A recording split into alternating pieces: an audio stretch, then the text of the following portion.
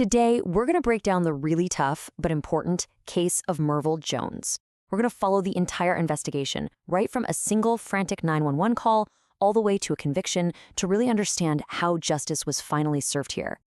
You didn't deserve this. Just think about those words. They were some of the very first things a police officer said to the victim.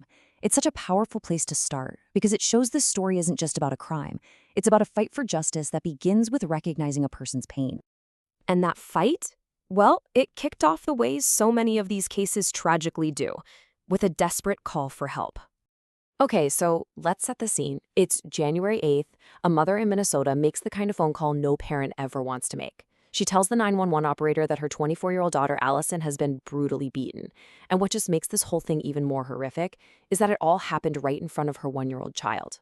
So when the officers get to the scene, they're not just walking into a crime scene.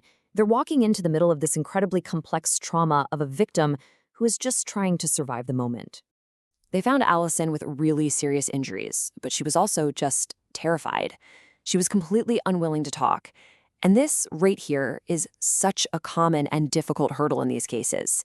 You have to remember, for a victim, the fear doesn't just switch off the second the police show up. "I don't remember anything." Those were her exact words to the police. She was completely shutting down, deflecting, and you might ask why, right? Well, it's a textbook trauma response. The mind literally tries to protect itself by just disconnecting from what happened. So even as Allison was struggling to find the words, the physical evidence, well, it told the story loud and clear. Just how bad was it? This list is it's devastating. She had multiple fractures in her face, a broken jaw, a broken nose, and several of her teeth were gone. She was going to need major, extensive surgery to even start putting things back together. Okay, so with the victim now getting the medical care she desperately needs, the focus for law enforcement makes a hard pivot. Now it's all about finding the person who did this. It didn't take them long to identify a suspect, 33-year-old Mervel George Jones III. And here's a really key detail. Jones already had multiple active warrants out for his arrest, so this wasn't his first run-in with the law, not by a long shot. And getting him into custody? Yeah, that wasn't exactly straightforward. When police found him, he didn't just give up. Nope, he ran. He actually hit an officer with a door on his way out. The chase was short, though, and they managed to catch him inside a nearby house. So now, Jones is behind bars. You'd think, okay, the path to justice is pretty clear from here. But honestly, the most critical part of this whole investigation was just getting started, and what it uncovered was this deeply disturbing pattern of manipulation. Here's the problem. Allison was still too scared to officially name Jones as the one who attacked her. So what do? Well, this is where investigators got smart. They turned to his phone calls from jail, which, are always recorded. And those phone calls, wow, they laid out his entire strategy. It was chilling. He'd switch from these pleading apologies, trying to get sympathy, to straight up inventing fake stories about intruders to try and shift the blame. And woven through all of it were threats and control. All of it designed to keep Allison quiet.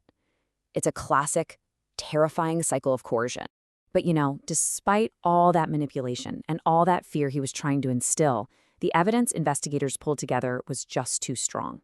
The case went forward, and it finally led to a clear outcome in court. And in June of 2024, the verdict was in. Mervel Jones was found guilty.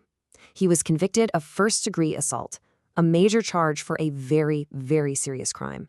So for that first-degree assault conviction, Jones was sentenced to 16 years in prison.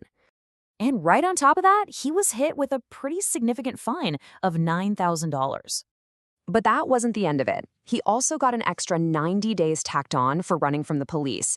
And this next part is huge. A lifetime ban on ever owning firearms, ammunition, or explosives. So with everything factored in, his expected release date is now set for May of 2034.